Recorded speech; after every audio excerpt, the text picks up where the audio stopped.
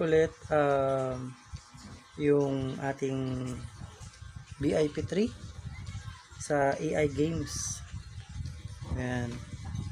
So, ngayon, ang i-discuss natin is yung hindi naman siya actually discuss, mamomolekta lang tayo ng Krypton kung saan ba yung nakukuha.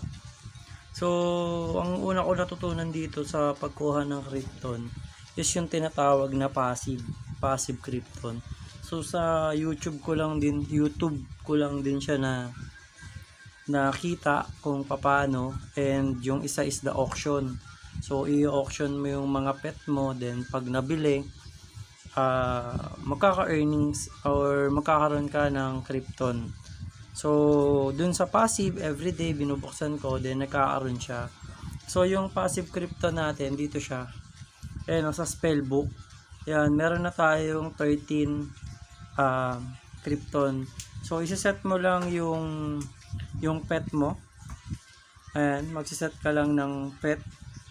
Then, daily yan, tumataas yan. It depende dun sa nilagay mong pet. So, ngayon is for collection lang talaga.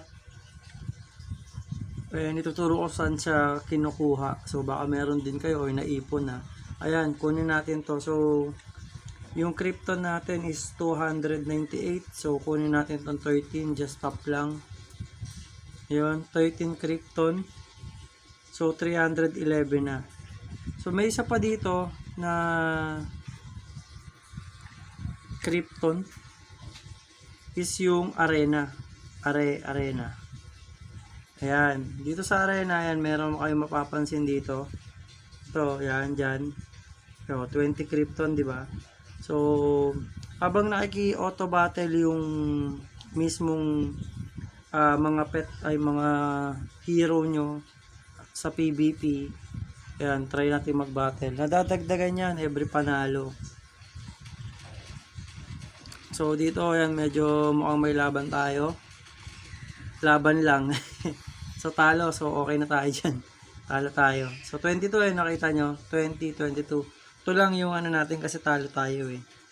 So ayan, hindi pa natin yan pwedeng makuha. Meron pang mga ilang laban.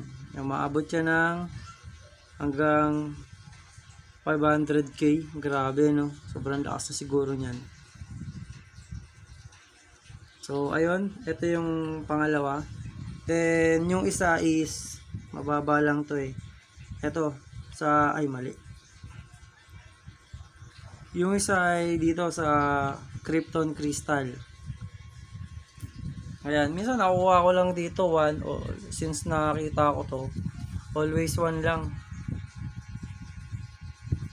Ayan, always 1 lang kasi level 3 lang yung ano natin eh. Crystal natin, yung donation na tatawag dyan. So, and yung last, yung metaverse. Ito, metaverse. Dito yung parang gagawa ka ng bahay mo.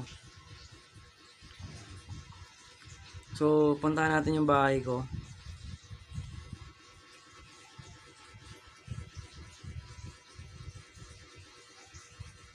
So, di ba, ayan, napakahusay ng struktura. Ayan, puro bato-bato lang yan, bato-bato. Oh. Oy, may naka-usli pa doon ah. Ayun, oh, may siwang pa. Palitan natin yan. Yan. So yeah, wala nang siwang. Ayan, solid na. So back. So ito yun, yung metaverse. Yan, may mga land dyan. So yung daily natin is 20. So everyday yan, 20. So lagi mo siyang bibisitahin. Kasi pag hindi mo nabisita yan, ikikik ka niya, no? Ikikik ka nung mismong yung mismong parang GM o yan, no? Scholar tayo yata niyan. So rami na rin. Ngayon, unti lang kami dyan dati. Ngayon, ang dami na nung nasa land niya. Anyway, yun yung mga paraan para makakolect And then the rest, inaaral ko pa kung saan pa pwedeng makakuha ng ating passive yun at I think Krypton. So ayan, 333. So kailangan natin yan maka 1,000 then magdo-donate tayo ulit. So next time turuan natin kung paano mag-donate. So para maging PRPS yung Krypton, mahaba pa yung ano yung Krypton na yan, yung 333 na yan. Ito yan. Nako-convert yan into PRPS. Tapos PRPS to MetaMask o Binance. Then doon ibebenta mo na para ma-convert sa GCash. So yun yung ano dito. So naglalaro ka as free pero ayun, may na-earn ka naman na money.